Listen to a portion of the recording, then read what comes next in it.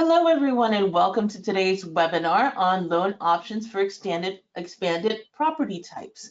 Now, during the webinar, when you have any questions, please feel free to just use the little questions function, and I will go ahead and ask the speakers on your behalf. We want this to be fun and as engaging for you and informative as possible, so please don't feel shy about asking questions. We'll also have a period at the end where we're going to have additional time to answer any questions you may have. So with that, I'm going to turn it over to today's speakers. Take it away, Rob.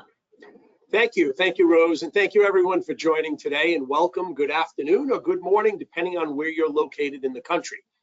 My name's Rob Taco. I'm the regional manager here in New England, and really excited to be a part of this webinar today. And we have two great ladies joining us today that really need no introduction, but I will turn it over next to Janice. Thank you, Rob. Hi, everyone. I'm Janice. I'm here at Corporate in San Diego, California. I'm an account executive here and excited to be teaching you all about the property types that we can lend on and getting you some questions. Let's make this as interactive as possible. And with Nicole. Hi, everyone. My name is Nicole Truppi. I am the operations manager for the northeastern region of LendSure. I'm very excited to be here. I've been with the company for over 3 years in a capacity of underwriter as well as operations manager. So we've definitely seen some pretty great collateral types and some pretty great scenarios that we can get closed. And I'm excited to give those examples for you today. Fantastic, folks. So we have, a lot of experience on this call. We have an operations manager, a highly experienced veteran account executive as well. So a lot of experience. Can't wait to get your engagement and your questions. So a little bit about LendSure. So we were founded in 2015. We were one of the first non-QM lenders on the scene back then. We're headquartered out of San Diego, California. That's where Janice Chernitsky hails from. We have regional operation centers in Rhode Island. That's where myself and Nicole Truppi are from, and where we're conducting this webinar from. We have a regional operation center in the east in Atlanta, Georgia, as well as Salt Lake City, Utah, and a small office in Missouri. We've been securitizing loans annually since 2017. We have a very highly experienced executive management team, same executive management team from the former accredited home lenders. So many of you, if you've been in the business at least 20 years, that may sound familiar to you. So we go very deep in credit knowledge and credit experience. We're lending in all 50 states with the exception of New York, where we do not have our residential license yet. So investment properties only in New York. But if you're in Massachusetts, we're one of probably a handful of lenders that you can count on one hand that has their residential license in Massachusetts. So Massachusetts happens to be in my region, so reach out to me directly if you have any non-QM loans, or if you'd like us to conduct a webinar like this on a smaller scale for your branch. So, Rose, if we can go to the next slide. All right, so getting into the collateral types, the first is a condotel. So again, we've all been in the industry for quite a while on this call, even before non-QM being brokers and LOs ourselves. Sometimes you hear the word condotel and you instantly cringe up. We want to let you know that we have an option for that. So the typical condotel looks like an older motel or hotel that was converted into condos and is run by a homeowners association. So it still has the same layouts as a motel or a condo or a hotel itself. It has amenities like swimming pools, often has gyms, often has check-in abilities. Sometimes it looks like it could be a bona fide condo, and then you don't realize until you really get those documents or the appraisal, et cetera, that it is in fact a condotel. A lot of times those condos, again, look exactly like a condo, but there might be a rental program in which either all the unit owners are sharing revenue, or there's specific guidelines or rental agreements that are in place. So again, the condotels typically are a motel or a hotel that are converted. We see them all over the country. We see them in a lot of destination locations. So that might be South Miami in Florida. That might also be in Boulder, Colorado, near the ski towns. We see them a lot in the coastal towns as well. So Florida, Chicago, New York, Boston, definitely in California with Janice and LA, etc. Perfect. So some of the opportunities that we have in condo financing, again, hotspots are especially cities and the vacation destinations. Some of them are really high end, especially the ones in Miami, Los Angeles with Janice. We see that they are often over, $1 million for a condotel. It might have square footage of 700 square feet. But the value is definitely there. We are looking for square footage usually over 600 square feet, but we have made exceptions for the right project, the right borrower. And I think it's important, this slide talks about opportunity. This is the niche program where a lot of loan officers might not know that there's financing for this, and we'll always entertain it, take a look at it. So it's opportunity for you, because you'll snatch up that loan because somebody else said, oh, I don't know how to do that. So now you have LendSure to count on. And in my region in New England, we're seeing more of these crop up in, the White Mountain Range, the Green Mountain Range of New Hampshire and Vermont as well. We're seeing more condotels up there, ski side condominiums that are being converted to condotels. And so there's a lot of that. There's a lot more of it than you think, other than just the obvious cities that, that Nicole pointed out. So definitely hone in on condotels and, bring that up with your realtor community as well, because they're coming across them quite often. All right, and so something that could end up getting a little confusing is a condotel versus a timeshare. So it's important to kind of highlight the differences. Of course, I think we'll be, we're recording this and the slide can be, shared, so I'm not going to read off of everything, but think of the difference between a condotel that Nicole was talking about. They've been converted into condotels that can be rented out versus a timeshare, right? A timeshare, it's not the same thing. So if you're in doubt, definitely find a little bit more out. If it has an HOA, right, it's going to have somebody that's managing it, the property, it's going to be a little bit different. A timeshare, you can only choose a specific time of year or week to use it. There's no flexibility in use for the owner. With housekeeping, it's the owner's responsibility in a timeshare, but it's more of a hotel. I guess you kind of have to look at it that way. It's a difference with the kitchen and everything. Timeshares don't always have that, and it's definitely different. So ask, and if you don't know, send us the address and we can kind of look into it as well. But it's important to differentiate. We do not lend on timeshares. We do lend on condo hotels. So that's kind of the difference for us, right? So there's a lot of rental income potential with condotels. So it's great for investors, not so with the timeshare stuff, right? So those are kind of the few differences that I'm pointing out without reading off the slides, right? Janice, I'm sorry, go ahead, Rose. I was just going to say that Felicia wants to know, can we use a DSCR for a condotel?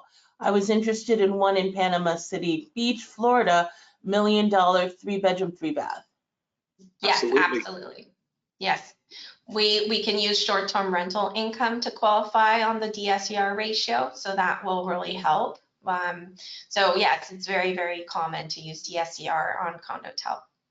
And I think the biggest difference on this page between condotels and timeshares is probably the fact that condotels will appreciate at a much higher rate, especially with the demand right now for condotels. You have a lot of property investors getting into that type of property that they want to buy in resort locations, and you're seeing these properties appreciate in value because of that, whereas timeshares historically tend to depreciate over time. And Levon wants to know, can you do a condotel that is also a non-warrantable condo? So that would be one of those specific scenarios that we would want to see the condo documents. For example, we have done one in South Florida where there was actually 2 separate buildings. One was an actual condotel ran by an HOA, had a different layout of buildings. And then there was almost like an HOA, a sub HOA for the second one that was truly just condos. That also had, I believe it was restaurants and shopping on that very first floor. So there were some commercial aspects of it that made it a non-warrantable condominium units as well. So we have definitely seen some of those hybrids. It's definitely a case-by-case scenario, the strength of the actual condotel and HOA, as well as the strength of the borrower, but something we have definitely entertained in the past. Yeah, and I would say in a case like that, Rose, or for that, that question that's coming, typically we go up to a 75 LTV on a purchase of a condotel, not to take over or steal anyone's thunder that has this slide. I think Janice is going to still talk about the program, but in a case like that where it's non-warrantable and also a condotel, we will consider that, as Nicole mentioned, as an exception, but that's something that might be at a slightly lower LTV. Yes. That's true. Actually, well, I mean, these are program guidelines. I think Nicole was going to touch upon, you already mentioned the 75 LTV, which is pretty good. Think about that. A lot of people buy these cash because they don't know they can get financing. So imagine only having to put 25% down. And the biggest thing that we're looking for as far as the characteristics of the individual condotel unit would be 600 square feet or above. We have made exceptions in the past, but that's really kind of our sweet spot. We also want to reiterate that it has to be a full kitchen. A lot of these ski towns, we're seeing the motels being transferred over and they're only coming with maybe a 2-burner electric stovetop, no oven, a sink that's very small, things of that nature. So again, that would be a case-by-case scenario, but typically we're looking for a full kitchen. And I did want to point out that, like we already touched upon, we can use a condotel in all of our products.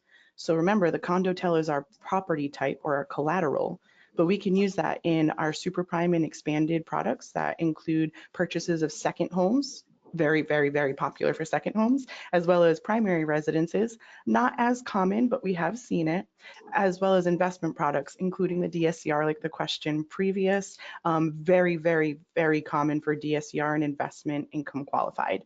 So those are the products that we can use. And then as far as citizenships, I want to reiterate that we can do condotel financing for our foreign national borrowers.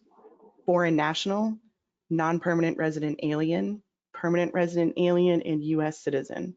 So hopefully those are some phrases to be looking out for. Nicole, Deke wants to know, is future income that's shared from renting the property used for qualifying at all? So rental shares come with a lot of stipulations and would be very specific to that property and that HOA specifically. So I'm going to say that depends and what's actually in those condo documentation, but that would definitely be something that we would love to see. Like Janice had said, the address, if you have any of those bylaws or condo documents, the rent agreements, etc., we can absolutely take a look at that for you and see if that's something that we can entertain and what that LTV and rate would look like. And finally, Felicia wants to know, how is the rising cost of insurance affecting the condotel being approved? The rising cost of insurance. I think everybody instantly went to Florida, right? That is in the national news as the most affected area right now. We are seeing rising HOA insurances all over the country. I know Janice had said this a little earlier, we do short-term rents. We do allow long-term rents. So using the short-term rents, especially in an area where it's very, very typical, like South Miami, Colorado, etc., where people are using Airbnb, VRBO, those types of short-term rents, we do see that that is helping us out a little bit with those rising costs. But kind of taking it one step further, it's not even just the deductibles. It's not even the premiums that are being affected. It's also the deductibles of these. So we've seen some really interesting insurances recently with premiums going up and then the unit owner deductibles going up as well. So if you have any of those specific insurance questions, we have also been seeing them, so we're pretty fluent in them when we'd love to take a look at that specific condo insurance. And we can, again, just like Rob and Janice said, depending on the property, the borrower, what LTV and rate we would entertain. Yeah, so that's a great segue. Condotels right to non-warrantable condos. I'm going to hand it off to Janice, but I mean, today, folks, almost every condo you come across is non-warrantable for some reason or another. So Janice, take it away about non-warrantable condos. Well, Robert, feel free to also put your input on these because we do see this as an opportunity, right? So condos themselves are more affordable than a single family residence, right? So this is a great starter home. There's a lot of opportunity to get borrowers that, you know, maybe they don't qualify for single family, they qualify for a condo, but then creeps up the non-warrantable aspect, right? And it's like, dun, dun, dun, now what do I do? Well, my favorite thing to do when I get a call is say, why? Why is it non-warrantable? Right? Because we are willing to consider many, many different things when it comes to accepting a property as non-warrantable. Right? So there's an opportunity, but then you get sideswiped maybe because you can't lend on it with a conventional loan. But we're always willing to take a look at it. And I know it might seem a little funny, like, well, we want to see the property, we want to see the HOA cert to get you a very solid answer. But believe me, you'll get that answer within the first day or two of sending that to your account executive. And it's reviewed by senior management. Like underwriters are looking at those condo questionnaires, the condo certs, you know, so we're going to give you a straight up answer like, you know what, this property does work or this property doesn't work. And then you don't have an issue later down the line, right? That's kind of where I get the calls is we're in escrow and the non-warrantable thing happened and now what do we do? So we're here to save you. But sometimes asking those questions up front, then we get started right away, you know, from the beginning. Rose, next slide, please, because we're going to be able to see a little bit more details on what makes something a non-warrantable condo, right? Rob, do you want to touch upon this? Because I know I've been taking up all the time. Yeah, so, you know, there's several reasons why a condo can be non-warrantable, such as a requirement for a membership, or if it operates as a hotel or a motel. We talked about that earlier. It could be considered a condotel if there's a front rental desk, or that the units are put into a rental pool. Pending litigation is a very big one that we see that a lot, you know, common slip and fall types of pending litigation we're okay with. However, if it's something structurally related, that's probably something we would shy away from. You know, a single person or entity owning more than 2 units in a development or more than 20% of all the units in the project, that comes up quite often. We're seeing that more and more. That could be very common with a developer that may be retaining more than 20% of the units in the entire project. Non-residential or commercial space exceeding 35% of the project. We did one here in my region where it was 66% of the entire project. It was a 27 unit condominium and 18 units. The first 2 floors were commercial space, a law office, a title company, a daycare, and the whole 3rd floor was 9 units residential. We did that loan. It was a great property. And we did that at a lower LTV. It was about a 65 LTV as a residential property, and that was 66% commercial. So that's huge. And then, you know, when you have 15% of the units in the project that are delinquent on HOA fees by more than 60 days, that might come up from time to time, and that's something we'll take a look at as well. But the only other thing I would add is that, you know, and Nicole, you can speak to this as well. In my region, we tend to get our own Lensure HOA questionnaire, our own form, which is out on our website. If you go to our website, lensure.com, under broker resources, you will find that HOA questionnaire. We like to see our own questionnaire. That's something you can download and you can have the management company fill that out, right, Nicole? That's typically what you like to see from my account executives. Agreed. Usually our questionnaire is very specific to exactly what we need to look for. It's a lot easier for our senior management to review because we know exactly what question we're going to, where it is on the page, etc. Now, if you are having a fallout, we can use the Fannie Mae questionnaire just to kind of get an idea of what we're looking at, why it fell out, right, to Janice's first question, and get you an idea and a pre-qual from there. But to Rob's point, our Lensure questionnaire really focuses on the exact questions that we need to make a decision as senior management. I'd love to mention, because Rob was saying one of his examples, and funny enough, I had one that was structural that we also did actually move forward on.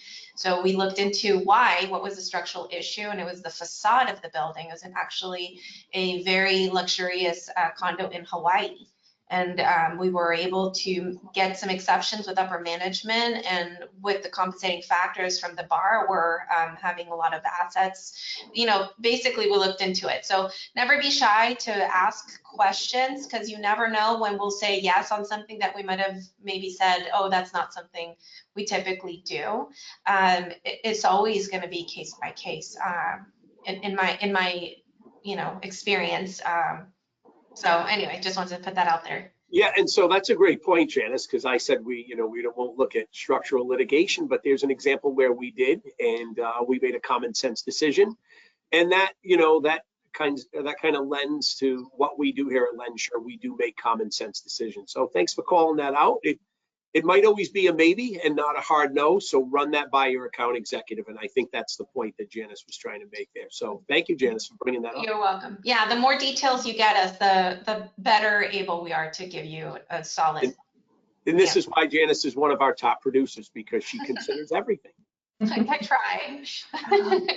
Before we move on, Regine, I'm sorry if I'm mispronouncing, Regine wants to know, are you requiring a max of 5% deductible on the insurance? We are typically looking for that 5%, which is what Fannie also requires. We have considered up to a 10% full master deductible. Anything over 5% would be one of those case-by-case scenarios where we need to really examine the project as well as the borrower. Yeah, and in that case, I would only add, Nicole, because I know we've talked about this before, we really probably wouldn't want to see any other guideline deviations, Rose, if we're making that exception, because that's a pretty big one on the development itself. So with that, we're going to talk about 5 to 10 unit properties. Nicole knows this is my favorite. Kidding. I see so many of these in my region in New England. It's multiple times a day. But so there's opportunity here. And with that, I'm going to hand it over to Nicole. You have property investors that are really looking to add to their portfolio these quasi-commercial properties because they're over 4 units. And we just made some exciting updates to it too. Yes, we did. Yeah, so what Rose is talking about, we used to do 5 to 8 units, which is great because it's still double the units that you can do conventionally, which is 1 to 4. But we have just expanded to a 5 to 10 unit property. This is huge, right? So as soon as you guys hear a 5 unit property, I know once again, you cringe, right? Just like that condotel, we cringe. Well, now you have an outlet for this. We are looking for an experienced investor. We are looking for the property to qualify on their own. That means we're looking for a DSCR program. So the debt service coverage ratio, that must always be above 1. We do have to run this by senior management every single time. I will tell you that I have never, ever seen a mixed use or a 10 unit property that has been the same. So with that being said, similar to some of like the condotel and those really specific scenarios, we'd love to see them. We run these by senior management at the pre-qual stage, so you have a confident pre-qual when you do issue it, because typically your borrowers are going to be very savvy investors.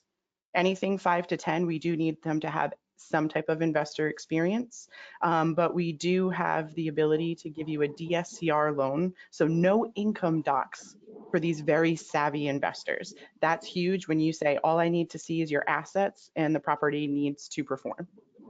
So, right, and there shouldn't be any negative cash flow where this is the DSCR ratio, the debt service coverage ratio is coming in under 1, because to your point, Nicole, these are savvy investors. They're buying these properties. They're not going to buy this property if there's negative cash flow. That's probably just not a wise investment decision. Agreed. And they are often purchased right now with hard money. Industry standard right now, hard money, you're looking at a 12% interest rate and a minimum of 2 points paid at closing, if not more at the payoff. We're able to offer rates much lower than that.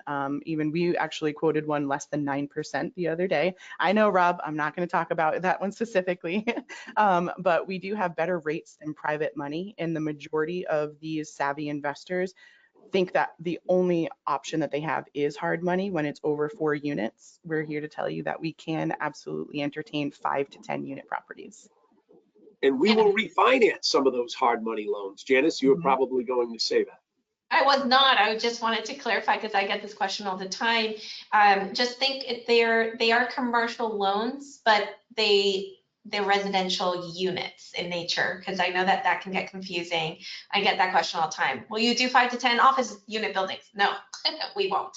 It would be residential. So just That's a great point, and that's why I see a lot of these, and they tend to be more commercial in nature, and that's why, you know, Nicole and I were kind of chuckling a little bit when we introduced this particular product, because we do see a lot of them that are very commercial in nature. So great point, Janice, that it should be more of a residential type property. But and again, I just wanted to echo that we do refinance a lot of those hard money loans. We've seen a lot of those scenarios come across our desks as well. I'm getting a few questions about whether people are going to get a copy of this slide deck. Absolutely. Look for an email about an hour after the webinar ends from me, Rose Waldy. That's going to have your the recording. It's going to have a slide deck, and it's going to have some very special marketing resources that I'll talk about a little bit later. Excellent. And that was actually a perfect segue. So the 5 to 10 units, we will do loan amounts up to 2 million. We have actually seen a few loan amounts higher than that. So again, we're looking at this with senior management every single time, no matter what, with these types of properties. So it is based on where is it located, is it typical for the area, what does that DSCR look like, etc. To Rob's point, we will do refinances. And not only will we do rate and term refinances just to give them better terms than that private money, but we will also do cash out refinances. Once again, a lot of these savvy investors have no idea that they have a residential loan company that can offer a 5 to 10 unit loan, especially a cash out one. We will go up to 75% LTV. Again, everyone is specific, so we would review that collateral and then give terms at that time. And our credit score is a little bit higher for as far as like the lowest we'll go is 700. Rob and I did just get an exception to go to 696, I'm just saying. But so once again, the borrower's strength allowed us to make those exceptions, and that's what we do. We make those make sense loans. I have one. Oh, sorry. I have one in 2.2 right now, 2.2 million. So it's an exception. I'm at 40 LTV. So seasoned investor. Beautiful. Yeah, it is beautiful. I'm very excited. Daniel wants to know, what's the minimum loan size on a 5 to 10? Yeah, so we would prefer not to be under 250, but once again, if it makes sense, I do typically the East Coast. So in Pennsylvania, I might need to go a little bit lower than that, but 250 is usually our sweet spot. I know Rob already mentioned this. If that was going to be an exception, there would be no other exceptions on the loan, that kind of thing. But again, a lot of these borrowers think that they have to use up all of their assets. And it's nice to even give them a 50% LTV loan. So that's when we get into those lower loan amounts as well. But I would say 250 is our sweet spot. We have made some exceptions prior, but everyone would be a case by case. And I know this is a really tricky question and hard to answer, but Deke wants to know, so what would most investors expect to see on pricing? In the 9s? That depends on the strength of your borrower, what their FICO is, what LTV you're looking at. You would probably be closer to 9%, if not higher, for a 75% LTV. You might be in the mid-8s or in like a 50% LTV. So at that one, we would let you know to kind of send us over the property details again, and then we could give you the terms. Just as a warning, the 5 to 10s may not price out on our website. We'll get into that further on, but that really is just to let you know, hey, we really examine these and price them case by case. Yeah, if it's fully qualifying, Rose, I would say we're more likely to be in the mid-8s if there's no guideline deviations, as Nicole was suggesting. Okay. And Anthony wants to know, do you require any kind of vacancy factor when calculating rents? For example, 25% like conforming loans? Not for the DSCR product. Yeah, so that is a huge, huge thing for purchases. We're using market rent. So for purchases, we are using up to 100% of the rent from each unit. In a different type of vacancy consideration, we don't want to see too many actual units vacant. So sometimes on these purchases, it's a 6 unit, but 2 of them are vacant. again, that would all be a case-by-case scenario. We would know that up front, we'd present that to senior management, and we'd assess the risk accordingly. Is there any seasoning on the assets? That's Patricio wants to know. All of our assets, we require 2 most recent months bank statements to prove assets, and any other deviation from that would be a conversation with your account executive. Okay, and then Michelle wants to know, talk about appraisals on these properties. I've been met with agents who say there is financing available without an appraisal. Janice, do you want to take that one since you have a $2 million one in the pipeline? So I appreciate that question because appraisals are really important on these. So I wouldn't see us waiving appraisals on any of our loans, to my knowledge, but these do, have actually very specific requirements when ordering the appraisal, which I always send out to my loan officers. I copy paste the requirements and say, make sure that you order from our approved AMC list, that it has these specifics on there, because they are commercial appraisals and they are a little bit more expensive. So unfortunately, that would not be an option. And I'm confident to say that waiving an appraisal wouldn't happen. We will transfer appraisals. I haven't had to transfer one on a 5 to 8 or 5 to 10. So I don't know what that entails specifically, but I'm sure we'd be looking for it to have the requirements we need to be able to satisfy the requirements we have. So. And Janice, that's exactly right. It is a more complex appraisal, so we will send out those requirements. But this type of savvy investor, this demographic, understands that this is more complex and obviously a more expensive inspection. So they do get that. Okay, and Sergio wants to know, can I do these commercial loans within Supreme Lending only with my LO license? That would be a very specific question for their sales team. We have done different hybrids before, but as far as lending and what NMLS is reporting, that would be a question for your account executive. Okay. Yeah, there's specific licensing instructions or requirements by state. So we would want to take that one offline, Rose, and maybe have Patricio give us a call directly. Okay, great. Thank you. Good segue to the next type of commercial residential type property is mixed use, more commercial than residential. So Nicole, you want to take it away? In our region, Nicole supports my region in New England. We do see a lot of these as well. I agree. I think this is now our 3rd type of collateral that as soon as you hear mixed commercial on the first floor, you cringe, right? But we have an outlet for that as well. So the mixed use property, it's actually the picture right here, I would say is our most typical mixed use that we see. So this is an actual 3-unit property. That first floor has commercial tenant. We've seen doctor's offices, lawyers, we've seen hairstylists, etc. on that first floor. And then the 2nd and 3rd floor are 2 residential units. So your mixed use, your commercial is about 33%, residential is about 66%. We see that once again, this is going to be a DSCR product. So we see that the property or the collateral performs itself. Once again, we're looking for experienced investors with this, but we do have the ability to offer mixed use properties. Typically, our LTV max is going to be a little bit lower at 65% for these types of products. But once again, savvy investors are looking for these mixed use products. You don't really see a lot of first time investors that want a hairstylist for a tenant as well as 2 other tenants in residential.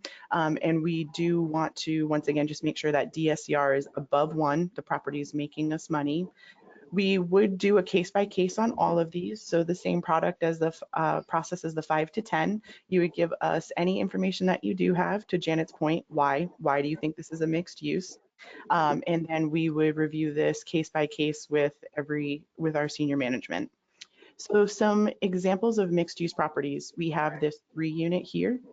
We've also done daycares where it's a single family house and the actual layout of the property is residential in nature. If that daycare were to close down, You could get a residential tenant in there immediately. It has a full kitchen, it has all the bedrooms, bathrooms, etc.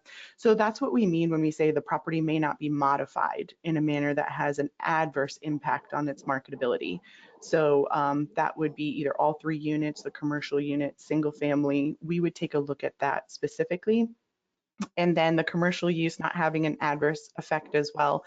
For example, one that we did see and we did pass on had a very large veterinary practice on the first floor, in which they actually created a different layout on the first floor to accommodate a reception area, examination rooms, an x-ray machine, etc.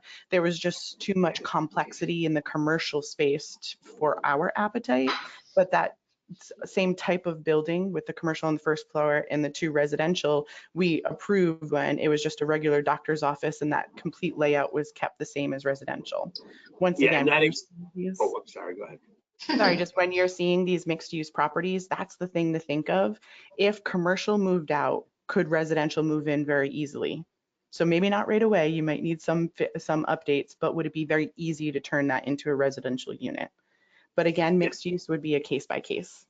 Yeah, and that veterinarian example that you brought up, that was more like a hospital on the first floor. So definitely not something we could do.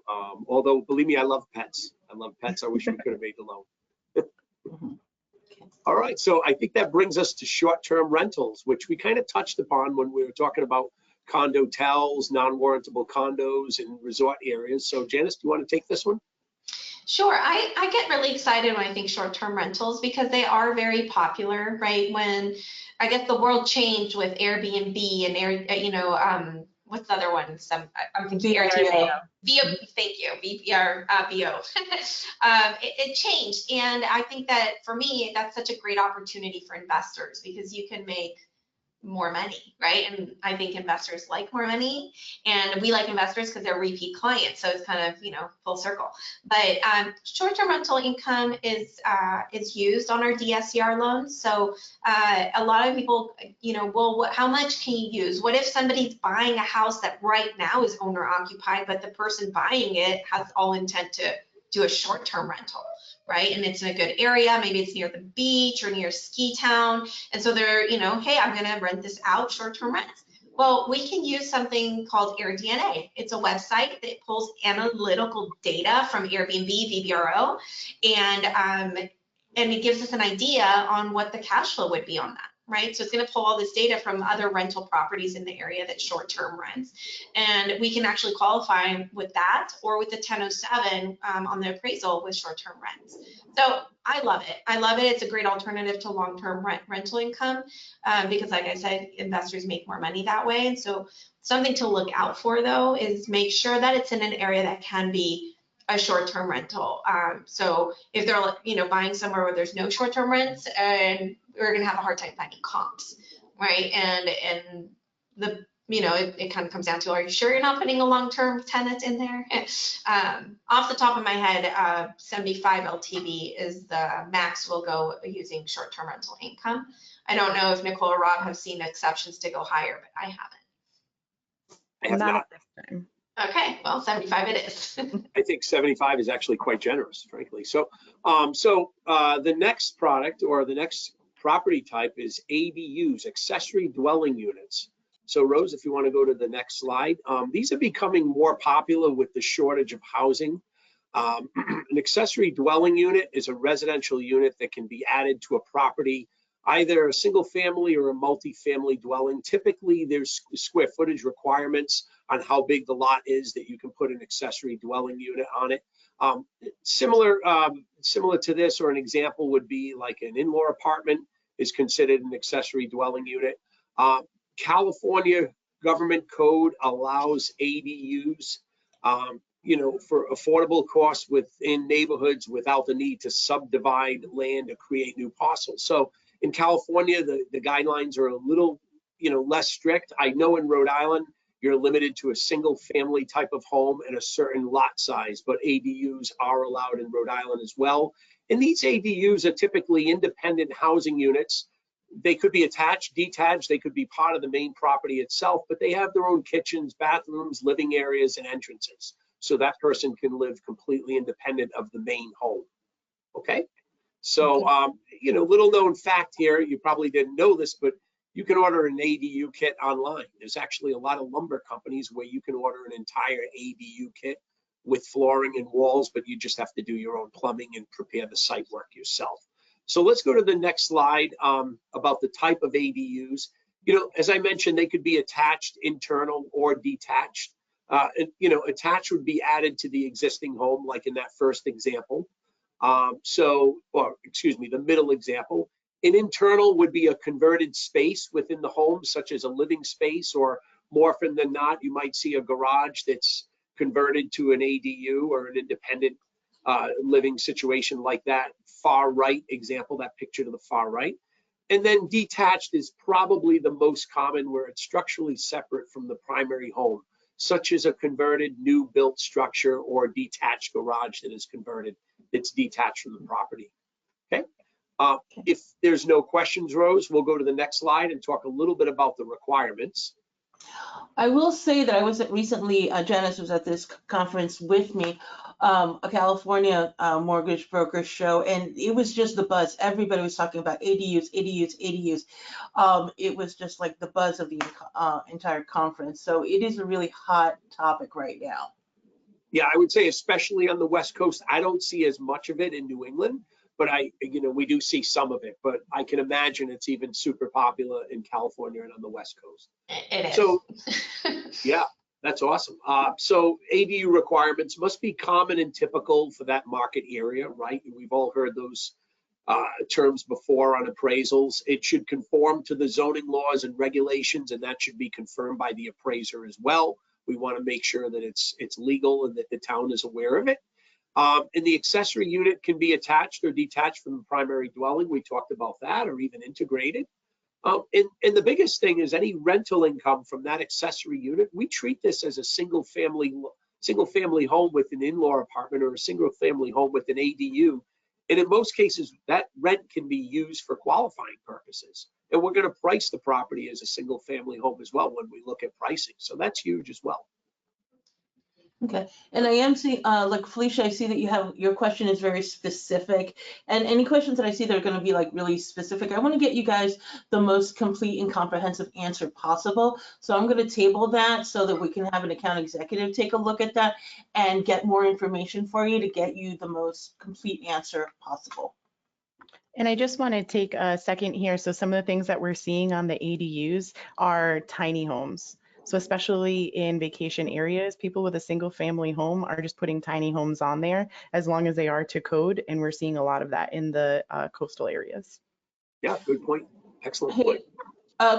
Chris wants to know, ADU, is this a completely separate loan from the primary structure, meaning two loans? No, it is not. It would be a loan on the entire property, which is encompassing both the single family residence and that accessory dwelling unit, or whatever it might be, attached, detached, or integrated apartment. And even better, if it's a single family home with an ADU, you price that as a single family home, not a 2-unit. So Correct. any specific scenarios we can definitely review, but that's a big one.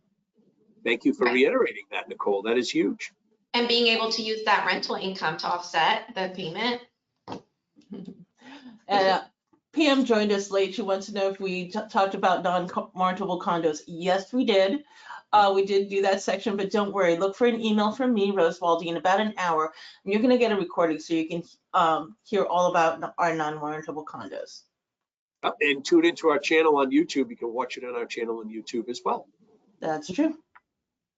Jumbo loans. Well, let's transition from one to the other. It could also be a jumbo SFR with an ADU, a jumbo loan. But there's so many opportunities, and being able to do bigger loan sizes is always a plus, right? I love large loan sizes.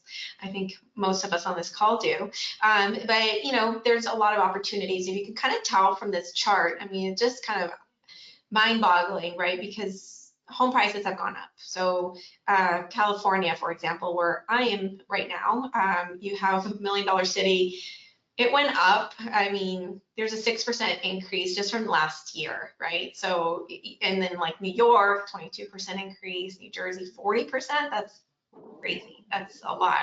And so on, right? There's just a lot of increase in home prices means bigger loan sizes, and we're able to accommodate to 3 million. However, I have seen us go higher. So again, we love making exceptions, and case by case is always exciting for your account executive to tackle that on the inside for you. But a lot of opportunities, but would love to see the next slide if you can.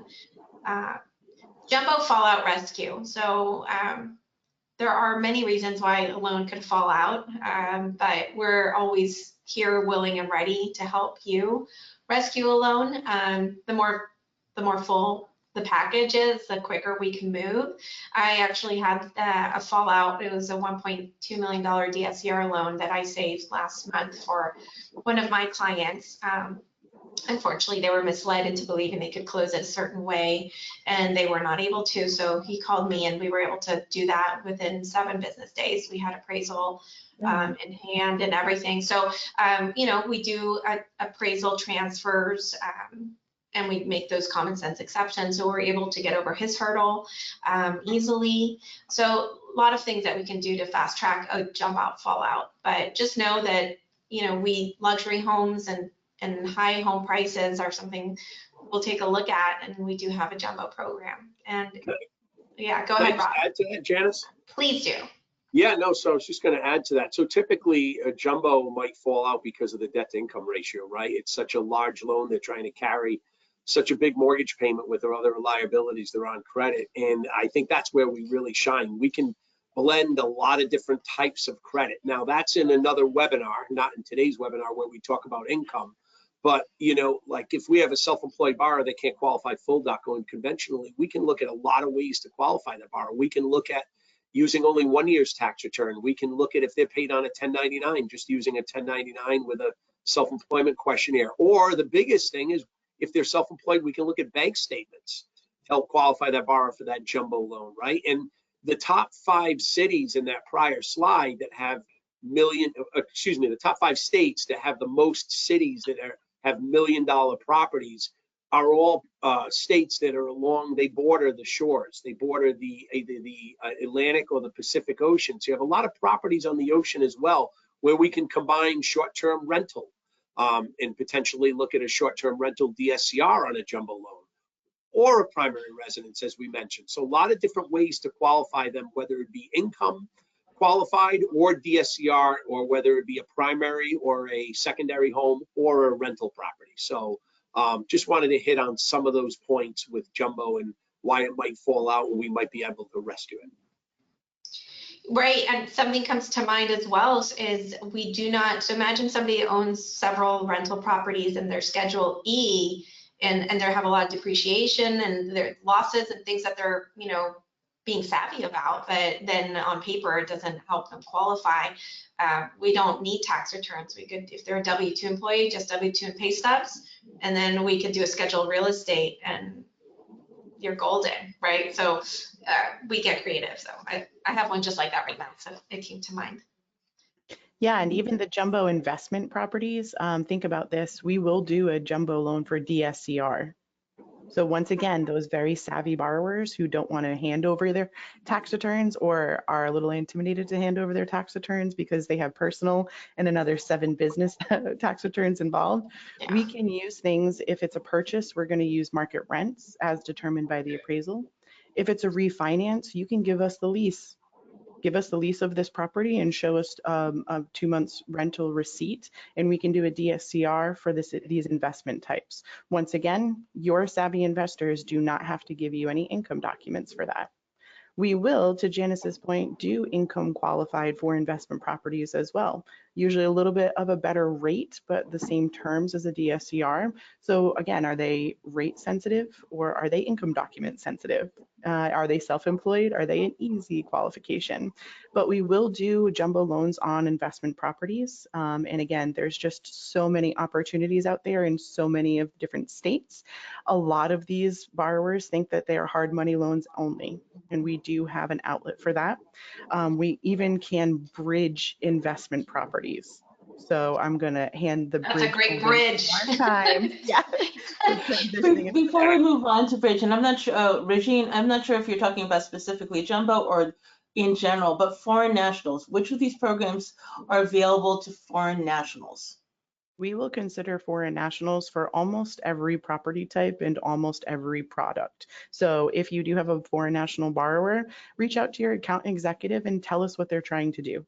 Are they trying to just have a strict investment property because they're looking to start some US real estate portfolio? Are they looking for a second home where they're actually trying to live here, you know, maybe the summer months, and they are back in, say, their home of Scotland other months? That would be something that we've considered. So we've seen foreign nationals placed in almost every product. So that would be a little bit more specific, but definitely not scared of the foreign national borrower. Including in the jumbo space like we're talking about right here. I mean, I know we got a great picture of Janice's house that she lent to us. But no, but seriously, foreign nationals tend to buy jumbo properties. Many of them don't realize that they can get financing for these homes that are, you know, $1 million plus. And we do those loans as investment property and DSCR, which is huge, which allows us to turn those loans around very, very quickly for a foreign national.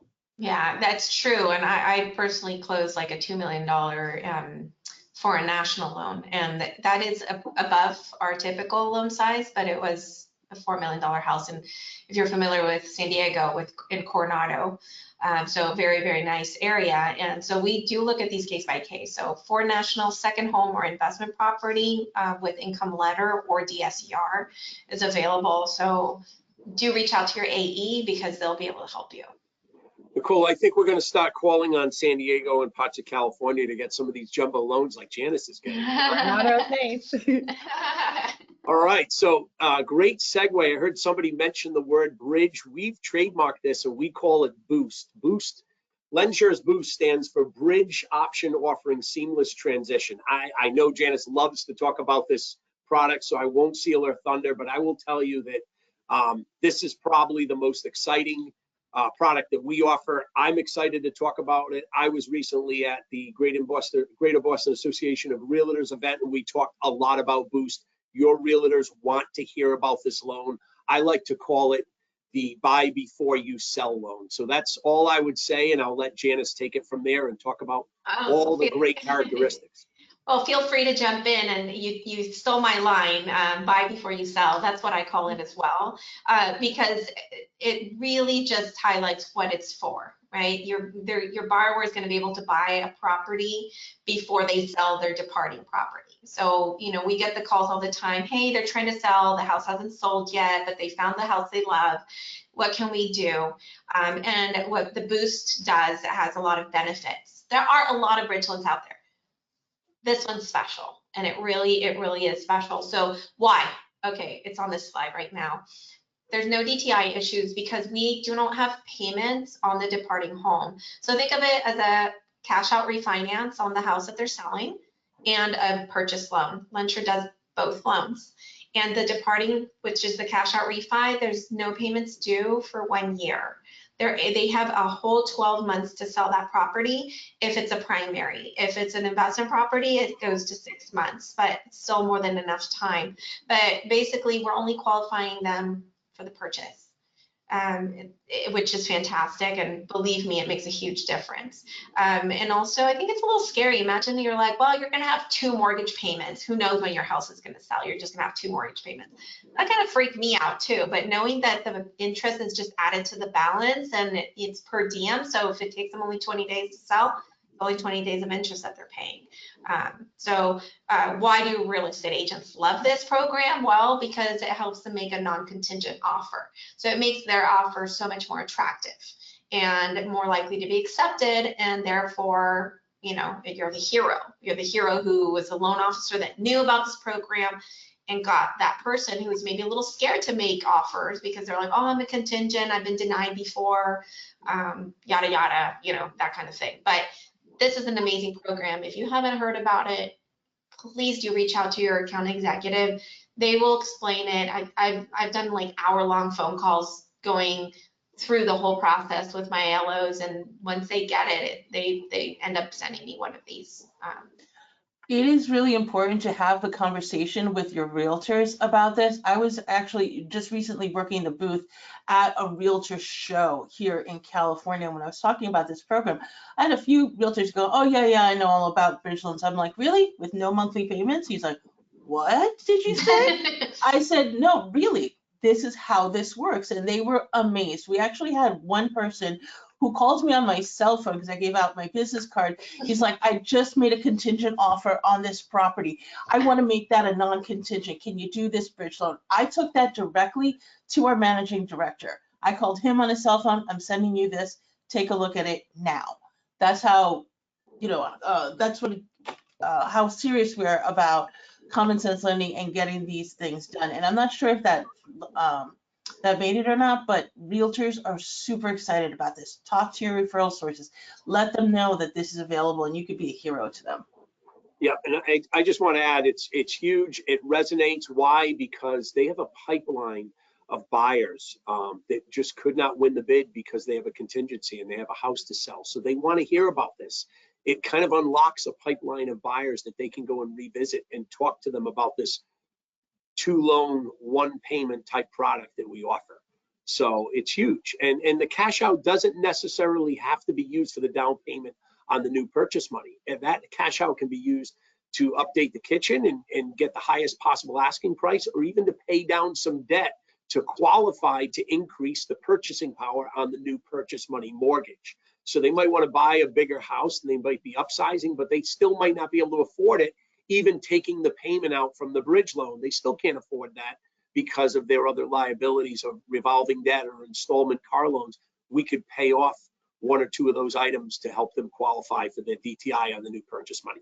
That's huge. It stops the time clock.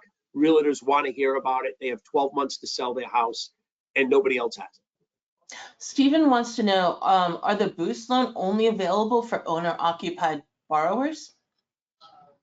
No, we also will do investments. The guidelines are a little bit different, but we will do investments, and get this, we'll close in a reverse 1031 exchange. And if that's not sounding special, I promise you it is. In fact, that fallout that I talked about earlier, the 1.2 million DSCR loan, the reason it fell out was because the other non-QM lender would not close in a reverse 1031 exchange. So that's one way to just get business, is with reverse 1031 exchange, and say, hey, I can do bridge loans with reverse 1031 exchanges.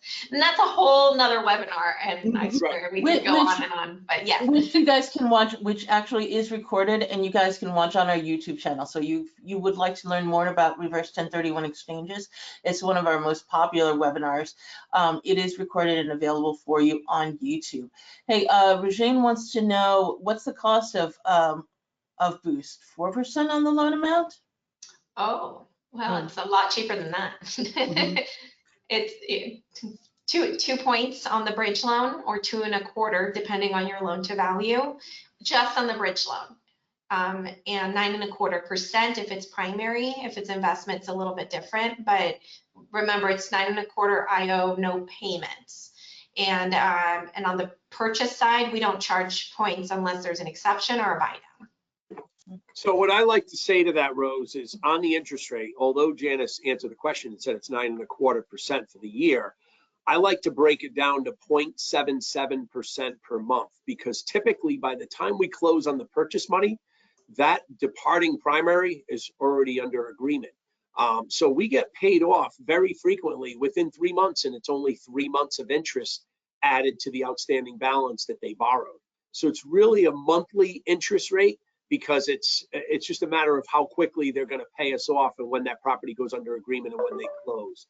And like I said, it's typically 3 months or less. I think I've only seen one go as long as 6 months, where it took for the property to sell. So it's not 9.25 for the year, but that is the annual percentage rate. Thank you, Janice. Beth, speaking of which, Beth wants to know, how long do you have before you have to pay back the bridge loan? Well, so it's a no payment loan. So there's no payments on it. The property must be sold. So we expect that that property is sold within 12 months or less, and it needs to be listed with MLS. So it has to be a property that they actively are looking to sell. They're listing the property, and that they plan on selling, because there has to be, you know, an exit strategy to sell that house and pay off the bridge loan. It needs to be paid off in 12 months or less. Okay, great. And Regine wants to know, how does the LO get paid? What is the typical charge? So the LO, I'll take that one. The LO definitely will get paid their typical comp on the purchase money. Now remember, in order to get the purchase money loan, to solve for that, they need the bridge loan, right? So they should be focusing on the fact that I wouldn't be getting this purchase money loan if I didn't have the bridge loan to offer with no payment, right? And no DTI issues. But on the bridge loan, I would say they should check internally as to how they get compensated on that, because the broker can charge their 2 points or whatever their broker comp is on the purchase money, the new purchase money, and we're going to charge 2 points to close on the bridge loan. Okay. Okay, and then these are, I think, one of the callers or one of the participants asked a question about different property types. These are the property types that will lend that bridge departing cash out on. A primary second home investment property would be a 6-month balloon instead of a 12-month balloon.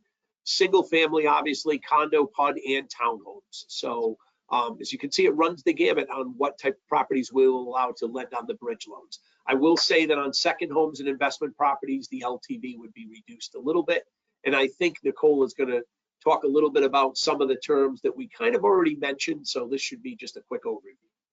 Yeah, so we already talked about this for the most part. DTI qualifies on the purchase loan specifically, and we will do DTI up to 50% like conventionally. One thing I do just want to point out here, and Rob already kind of mentioned this when he answered the question prior, the EPO period has expired for the conventional. So we have had a couple of different scenarios. So one thing, on the bridge, we're expecting them to pay it off early, and we're expecting them to pay it within 3 months. So there is no EPO there. So that is another benefit to the bridge itself, just the purchase has that. However, there have been instances where a borrower couldn't sell their bridge property. Not in my region, I haven't seen it yet, but I know it's happened. At that point, we can actually do a rate and term refinance out of the bridge loan if the borrower decides that they want to retain the property. So this isn't an end-all be-all. This is the opportunity for them to take out cash from their existing property with the anticipation that they are going to sell it within 12 months. But we just want to let you know that there are different things that might happen within 12 months. Think of where we were 12 months ago and where we are now. So it's not the end-all be-all. We have flexibility there. There's no EPO on the bridge itself, and we could potentially refinance it if for some reason that bridge was not selling. Yep. And before we move on from bridge, Felicia wants to know, can we do loans on mobile home in parks? At this time, we are not doing mobile homes. That may change, but right now, that is not a collateral type that we will lend on. Okay. Rose, how are we looking on time? I know we're past the hour. Do we need to pick up our pace a little bit? I think we're okay. We're almost done with the main talking points. Right now, there's some things, and I want them to stick around for the goodies that I'm going to be sharing with the team. So we should be about another 5 minutes. Okay, great. Yeah, and we are just wrapping this up. Hopefully you all took some great feedback from here. We maybe mentioned some key words, phrases, some collateral property types, but really hopefully we're giving you the confidence to realize and recognize opportunity that you have in your area. I promise you have a condotel somewhere in your area. I promise you have a 5 to 10 unit, a non-warrantable condo. I promise you have maybe come across these and had to pass on them, but now you can actually take this scenario fully, have that confidence to say, I have an outlet for this. You work with borrowers with difficult situations, whether it's a condotel that is just not really marketable, or it's a self-employed borrower, things of that nature. We want you to be confident that you have an outlet, being able to look for different opportunities that maybe you haven't dealt with before, but also having that confidence that we absolutely have. We have definitely seen a similar situation. Our senior management gets in front of that and gets involved in the process from the get-go so that your closing is that much more, again, confident, and we can close quickly. Mark. Okay, I'm up. Spark. So Spark is our online pricing engine. This is right out on our website. In the interest of time, I really don't have the time to demo this for you, but I would love to. So you would go to lensure.com and you will see on the top right corner, it'll say Spark. There are no credentials required to test drive our pricing engine. So this is a product and pricing engine. It's available all the time on our website. Very minimal information, only about 10 scenario inputs, and you will get instant feedback quickly and easily, and it'll tell you, Spark will tell you if your loan scenario qualifies for one or more of our products. It'll provide pricing options for you for each of these products, and if your scenario does not qualify, it will come up in yellow. So green means good. Green means that that does fit our guidelines with no deviations, and your pricing will come up. Yellow, you will also see a product, but yellow will tell you that there's a guideline deviation. Typically, it might be a 5% LTV exception, and it will say, reach out to your account executive. We may be able to make this exception with senior management approval. And then last but not least, if it gets denied or rejected, it will tell you exactly why. And I would strongly suggest, even if it gets rejected, if it's a very low LTV and it's for a FICO score where there's no derogatories, but there's just high utilization and the score is a little low and it's getting kicked out of Spark, but at a low LTV, I want to see that loan. So please, if it's rejected, still reach out to your account executive, as we are able to make exceptions with compensating factors. With that, I'll turn it over to Rose to wrap it up on our non-QM resource kit. Okay, great. Now, as I mentioned earlier, look for an email from me, Rose Waldy, in about an hour, along with a copy of the slide deck, along with a copy of the recording. You're going to get this link to the non-QM resource kit that I put together for you. It's going to have these marketing resources with flyers, emails, banners, so that you can start reaching out to your referral partners, to your borrowers right away, start marketing to them and start growing your business. There's this Mastering Non-QM white paper. It's like 20 something paper. The thing is huge, but it's going to go through in detail about all of our loan programs that are available, market opportunities, etc. I put a bunch of infographics in there for you, and even some articles that we wrote recently in Scotsman Guide. So take a look at that. There's a ton of stuff for you to review. So with that, let me get to a few more final questions. Is it for the bridge loan? Is it a requirement that the purchase loan be done through Lensure as well? Yes. Okay.